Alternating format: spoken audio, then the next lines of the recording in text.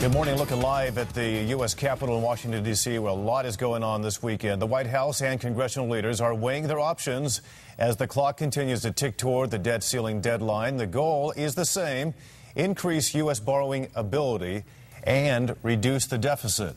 But each side of the aisle is proposing its own way to get there. Lawmakers face a deadline of August 2nd, after which the U.S. will be subject to defaulting on its loans. Missing the deadline could mean higher interest rates. Also, President Obama has said it could also mean a halt of Social Security checks and global financial disruption. Big deal here. Right. Joining us now, Representative Brian Bilbray on the phone this morning to talk about the budget negotiations that are ongoing. Good morning, Congressman. Thanks for joining us on this Sunday.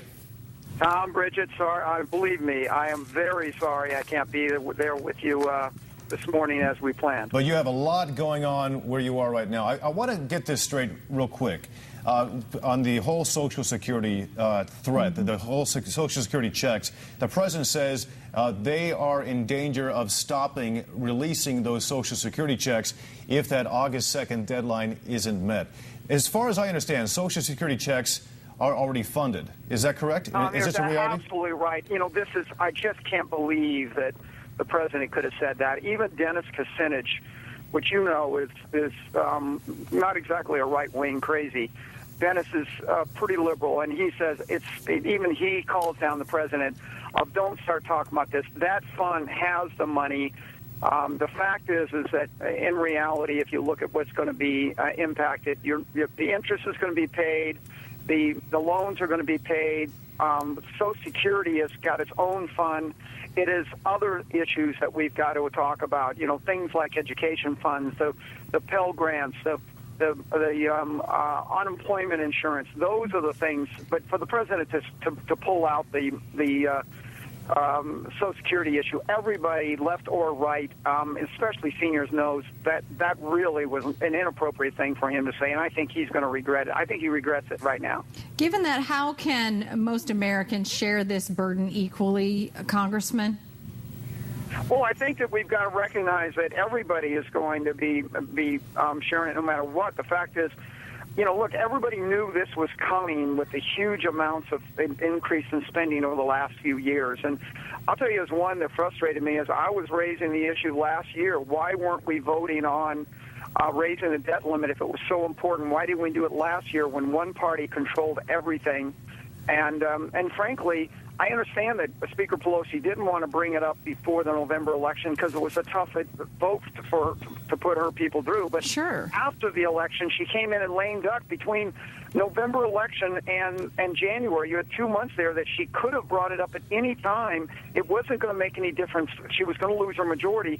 But that was a cynical political maneuver of, well, let's dump it off on the new guys and let them have to handle it. So it kind of frustrates me that everybody talks about how important it is, but it's really being used as a political ploy when, in fact, you know, Moody has said we not only need to raise the debt limit, we've got to prove to the world we can control our spending. And the spending, if we don't show that, Moody will downgrade us even if we raise the debt limit. That's where we've got to do both of these things at the same time.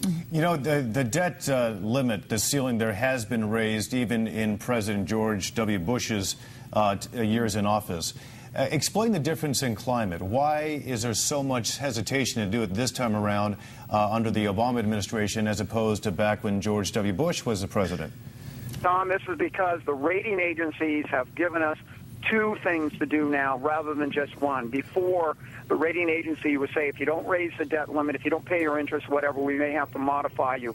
Now they're telling us for the first time that you guys have got spending so out of control that if you don't show you've got the intestinal fortitude to control your habits of spending, we're going to downgrade you regardless if you do the increase the debt limit. So we've got to not only raise the debt limit on this issue, but we've got to show the world that we can politically make those tough decisions to control our spending. And that's what's difference between now and the 70-plus times that we've ever addressed it in the last half a century. Is there not, however, also the pressure, the political pressure coming from the Tea Party, very conservative fiscally, for especially Republicans to not support this, there will be some political political repercussions if they do vote to raise the ceiling. Isn't that also a factor here this time, the political climate?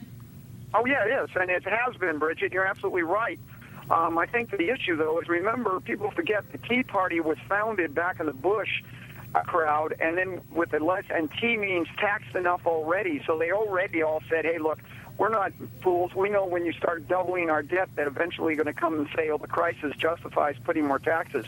But that pressure is on. But I saw something this week really change, and that is the conservatives actually start realizing that they have to vote for this debt increase and take the heat.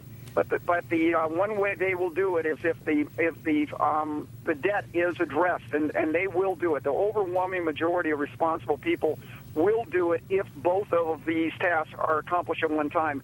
Nobody, including the Democrats, and as is pointed out to the vote we had last month, are going to vote for a naked debt increase. Everybody knows that doesn't accomplish anything down the short term or long term. All right, Congressman Brian Bilbray's take on the ongoing negotiations in Washington, D.C. between the president and Congress on the debt ceiling negotiations. We do, as always, thank you for your time this morning.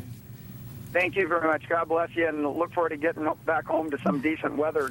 Yeah, come back. Come back soon. All right. Thanks so much. Thank you so much.